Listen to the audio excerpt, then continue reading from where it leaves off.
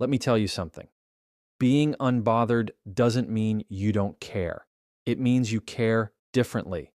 It means you value your peace enough not to hand it over to every little moment that doesn't deserve it. You don't need to clap back. You don't need to prove your point. You need to pause. That pause, that's power. That's training. When someone throws you shade, don't plant it, don't water it, don't grow it, walk past it. You've got better things to do, and I get it. We've all got triggers, but here's the truth. Your triggers are your responsibility. They're your emotional gym. So hit those reps, strengthen that muscle, because when you get stronger, you stop reacting and you start responding. Stop letting every text, every look, every opinion become a fire alarm in your head. Not everything is urgent. Not everything deserves a seat in your peace. When you walk into a room, don't ask, do they like me? Ask, do I like my energy right now? That shift, that's when you know you're training. You can scroll without comparing. You can disagree without arguing. You can hear criticism without crumbling. That's the work. That's the skill. Being unbothered is not about pretending. It's about preparing. So show up calm, not because life is easy, but because you've practiced peace like it's your job. Train for it daily. That's how you win. Emotional discipline is louder than emotional reaction. We live in a world that rewards the loudest voice in the room, the quickest clapback, the sharpest response, but that noise fades. What doesn't fade is the person who stayed composed when chaos walked in. Emotional discipline is about knowing what to feel and when to show it. It's not denial, it's control. When you walk into a situation that's messy, charged, and heavy, the person who keeps their cool isn't weak. They're practiced. They've trained themselves to feel deeply without bleeding on everyone around them. That's power. That's a voice that doesn't need to shout to be heard. When you react, you give the other person the remote control to your emotions. They push a button and you jump. That's not strength, that's programming.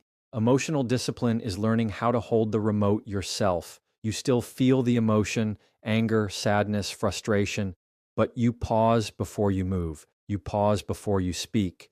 You don't let the heat of the moment turn into words you can't take back. And that pause isn't weakness. That pause is wisdom. It's awareness. It's you understanding that emotional maturity is not about suppressing the fire. It's about learning how to hold it without burning everything down. We've all been in situations where someone says something out of line. They go too far, they hit a nerve, they try to provoke, and the old you might have exploded, might have yelled, might have matched their energy just to protect your own pride. But what if I told you that silence sometimes is the loudest flex? That holding your composure while someone else unravels is not only strength, it's growth. That's emotional discipline. You see it, you feel it, but you choose to respond with thought, not impulse. And when you do that, you become unshakable in rooms that used to rattle you. There's a difference between reacting and responding. Reacting is instant, it's triggered, it's raw. Responding takes breath, it takes pause, it takes restraint. Not because you're afraid, but because you're focused. Think about how many conflicts have escalated simply because one person couldn't take a breath. Now think about how many moments you can own when you do take that breath. That's the space where emotional discipline lives, in the space between the trigger and your action. That's where your peace is protected. That's where your energy is filtered. That's where your growth is visible, not to prove anything to others, but to prove everything to yourself. People will test you, that's a guarantee. Life will test you, that's a promise. And the goal isn't to avoid the test. The goal is to stop failing it. When you start practicing emotional discipline, you start seeing these tests as opportunities, not to perform, not to impress, but to stay grounded.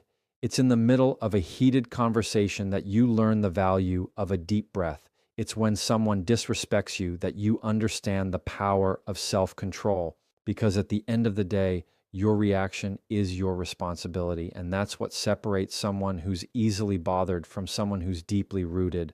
Your emotions are valid, every single one of them, but not every one of them needs a stage. Emotional discipline is choosing which emotions get a mic and which ones get processed in private. That doesn't mean you don't express yourself. That means you express yourself with intention, with timing, with impact. Think about how strong you are when you can feel something deeply. and still not let it control your next move. That's emotional strength. That's character. That's the result of discipline that didn't come overnight, but through trial, failure, reflection, and consistency. Training emotional discipline is like building muscle. You don't get it from one moment of calm. You get it from choosing calm over and over again, even when you have every reason to react, especially then. The moments when you're shaking, when your pride is loud, when your instinct wants to snap. That's when you're building it, not with a loud voice, but with a steady presence. You're learning to be the thermostat, not the thermometer. You set the temperature. You hold it, even when everything around you wants to spike. That's how you become emotionally disciplined, and that's how you stay unbothered. Boundaries are not walls. They are doors with locks. The difference matters more than people realize. A wall shuts everything out, even the good. A locked door lets in what aligns and keeps out what doesn't.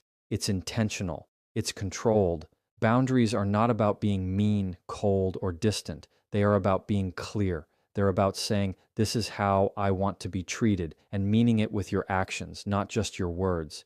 You can love people deeply and still say, this is not okay with me. That's not harsh. That's healthy. Too often, we wait for people to cross a line before we admit the line even exists. And by the time they've crossed it, resentment's already built. Boundaries don't need to be built out of anger. They should be built from awareness. Knowing what drains you, what confuses you, what triggers you, and having the courage to design your life around protection instead of apology. A boundary is not a punishment to others. It's a form of self-respect. It's you recognizing that you don't owe your time, energy, or space to people just because they want it. You owe those things to yourself first. There's a fear that comes with setting boundaries, especially when you've been a people pleaser. You start to wonder, what if they leave? What if they get upset? But here's what matters more. What if you stay and keep getting hurt? What if you keep stretching past your limits just to make someone else comfortable? That's not kindness. That's self-abandonment. Boundaries protect you from abandoning yourself. And yes, some people will get uncomfortable when you start enforcing them, especially if they benefited from you having none. That's not your problem to fix. That's their mirror to face. You're not here to be accessible 24/7. You're not here to be agreeable at your own expense. You're not here to be everything to everyone. And when you realize that, something shifts. You stop explaining yourself so much. You stop over-apologizing. You stop negotiating with your own peace just to keep others from feeling uncomfortable. Boundaries bring freedom. They make your yes mean something because your no has weight. They bring clarity to your relationships, to your habits, to your mind. They're not rigid rules. They're flexible filters. They're how you stay aligned with who you're becoming. It's not always about cutting people off. Sometimes it's about changing how close they get. You can still love someone and not answer every call. You can still care and not engage every time they try to pull you into chaos. Boundaries allow you to stay connected without being consumed. They teach others how to treat you, but more importantly, they remind you of how you deserve to be treated. That's where real self-worth shows up, not in what you allow once, but in what you consistently protect. You don't have to shout your worth, just show it by how you move. The hardest boundaries to keep are the ones with people you're close to, family, friends, partners. Because those ties feel deeper, the pressure feels heavier. But that's where boundaries matter the most. The closer someone is to your heart, the more access they have to it, and the more responsibility you have to guard it. It's not about shutting down. It's about showing up with clarity, about saying, I love you and I also love me. When both of those can be true at the same time, that's growth, that's balance, that's where your peace gets space to breathe. There's a version of you that's more calm, more focused, more grounded, and that version has strong boundaries. That version doesn't respond out of guilt. That version doesn't live in burnout. That version doesn't over-explain every decision. You don't become that version by accident. You build it one boundary at a time. You build it by understanding that not everyone deserves a front row seat to your life. Not every invitation deserves a yes. Not every opinion deserves a reaction. Boundaries give you room to protect your energy, not just for others, but for yourself. Not everything requires a response. That truth alone will save you from arguments, anxiety, and exhaustion. Just because something was said doesn't mean it needs to be answered. Just because someone acted out doesn't mean you need to react. Silence isn't weakness, it's strategy, it's awareness. It's a reminder that you don't owe your energy to every invitation to chaos. Every situation doesn't deserve your voice. Sometimes, the most powerful thing you can do is let people sit with their own noise without pulling you into it. That's how you keep your peace from getting hijacked by someone else's storm. Every response costs you something: time, energy, focus. And the truth is, not every moment deserves that payment. When you're always responding, defending yourself, explaining yourself, proving your point, you end up drained. You turn every minor thing into a major event. You become reactive instead of reflective. But when you train yourself to pause, to breathe, to choose stillness over reaction, you shift into control. You're not ignoring reality, you're mastering it. You're learning that maturity isn't about winning the last word. It's about knowing which words are even worth speaking in the first place. Some people speak just to get a rise out of you. They don't want understanding. They want attention. They don't care about clarity. They want control. And the moment you bite, you've handed it over. You've entered a game that doesn't serve you. So instead of falling into the trap of defending every boundary, just enforce it. Instead of explaining every decision, just live it. You don't need to type out that paragraph. You don't need to chase closure in every conversation. Peace gets louder when your responses get quieter. It's not silence from fear, it's silence from confidence. You have to ask yourself in every situation, what's the goal here? Is the goal peace or is it pride? Is the goal clarity or is it control?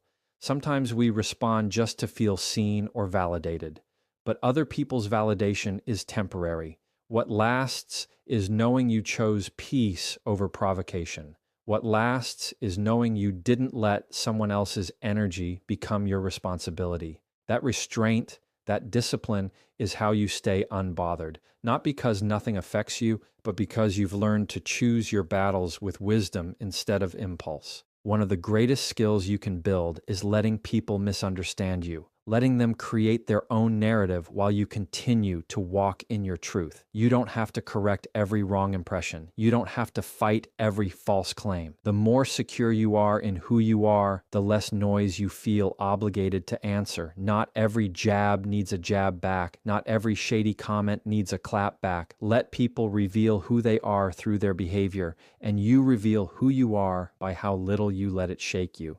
Choosing not to respond doesn't mean you don't care. It means you care enough about your peace to protect it. There's strength in knowing you could respond, but you don't need to. That's control. That's growth. That's what emotional maturity looks like. Because when you stop responding to everything, you start responding to the right things. You shift from reacting to choosing, from defending to discerning. That shift isn't loud, it's quiet. But that quiet is solid. That quiet holds weight. That quiet is where your confidence gets built, not through what you say, but through what you no longer have to. You don't have to show up to every conflict you're invited to. Some things are better left unanswered. Some conversations aren't worth continuing. Some people want you to play a part in their drama. And when you don't, you break the cycle. You become the calm in their chaos. You become the one who chooses peace, not just once, but as a way of life. That choice doesn't come from being passive. It comes from being powerful enough to know your energy is valuable. It's not for sale every time someone pulls at your pride, You can observe without absorbing. That's a mindset shift that changes how you handle everything around you, every room you walk into, every conversation you hear, every energy you encounter. You don't have to carry it. You don't have to make it your problem. You don't have to internalize what doesn't belong to you. Observing is awareness. Absorbing is attachment. And when you absorb too much of what's not yours, you begin to lose your sense of self in the noise of everyone else. That's when peace leaks out. Not because life is chaotic, but because you made someone else's chaos your own. We are emotional sponges when we're not intentional. Someone's frustration becomes our stress. Someone's mood shift becomes our anxiety. and suddenly you're carrying burdens that were never yours to hold. Just because you're empathetic doesn't mean you have to be a container for everyone's emotions. It's okay to be present without taking it personally. You can listen without reacting. You can care without overcommitting. That's not being cold. That's being conscious. It's recognizing that the weight you pick up out of habit is the same weight that keeps you from feeling light in your own life. You can witness someone's pain and still protect your peace. You can see someone's bad attitude and not make it about you. You can be aware of dysfunction without getting drawn into it. The key is remembering where you end and where others begin. Emotional boundaries start with that awareness. You don't need to take on someone's energy to be a good person. You don't have to rescue every struggling soul to prove you care. Sometimes the most loving thing you can do is stand firm in your calm and not mirror their storm. There's a calm confidence that comes with not absorbing everything. When someone tries to project anger onto you, you can recognize it and let it pass. When someone tries to guilt you into something, you can see it for what it is and walk away. This isn't about being numb. It's about being rooted in who you are, rooted in what you value, rooted in knowing what's yours to carry and what needs to be left where it is. Observation gives you the power to pause. Absorption throws you into the middle of things that don't deserve your full presence. Life moves fast. People project. Energy shifts constantly. If you don't learn to observe with clarity, you'll absorb with confusion. You'll start reacting to things that have nothing to do with your purpose. You'll spend hours replaying conversations that should have lasted 5 minutes. You'll take responsibility for emotions that were never about you. That's how burnout sneaks in, not from what's on your plate, but from what you allowed to land there. And sometimes it's not more self-care you need, it's less emotional baggage you picked up from absorbing things that weren't yours. You can be the calm in the chaos, but only if you stop letting the chaos define your state. That means learning to sit with discomfort without letting it settle inside you. That means noticing tension in a room without letting it shift your mood. That means hearing criticism without letting it crush your confidence. This is about emotional detachment, not from people, but from outcomes you can't control. You're allowed to stay solid while everything around you shifts. You're allowed to protect your vibe like it's sacred, because it is. Some people aren't trying to hurt you, they're just hurting. Some situations aren't personal, they're patterns. And when you start to see that, really see it, you stop making everything about you. That's the difference between absorbing and observing. One drowns you, the other empowers you. One makes you reactive, the other makes you reflective. When you observe without absorbing, you move through life with more peace, more focus, and more emotional freedom. You no longer let every room, every face, every word shape your inner world. You keep what aligns and let go of what doesn't. Peace is a daily choice, not a final destination. It's not a one-time fix or a magical moment where everything lines up perfectly. It's not about waiting for all the noise to disappear or for life to get easier. Peace doesn't arrive when the world calms down. It shows up when you decide to calm yourself down every day on purpose. It's something you practice, not something you find. You don't wake up one morning fully unbothered and stay that way forever. You choose to be unbothered in moments where you used to lose control, one decision at a time. Peace shows up in how you speak to yourself first. That inner voice, the one that gets loud when you're stressed, the one that criticizes, doubts, or overthinks, that voice has to be managed. You can't control what the world throws at you, but you can control the volume of your self-talk. Every morning you have a choice to speak with pressure or speak with patience. You can rush into the day reactive and tense, or you can step into it grounded and aware. That's not a personality trait. That's a muscle you build with repetition. That's peace as a discipline. Your peace is tied to your habits, what you consume, how you start your mornings, who you allow into your space. Those aren't small things. They add up. If you're constantly surrounding yourself with noise, distractions, and negativity, it's no wonder you can't feel calm. Peace isn't just about meditating for 5 minutes or taking a deep breath when things get hard. It's about creating an environment that doesn't constantly pull you away from yourself. It's about making small decisions that align with your values, even when no one's watching. It's how you protect your emotional energy like it's sacred, because it is. Peace also means choosing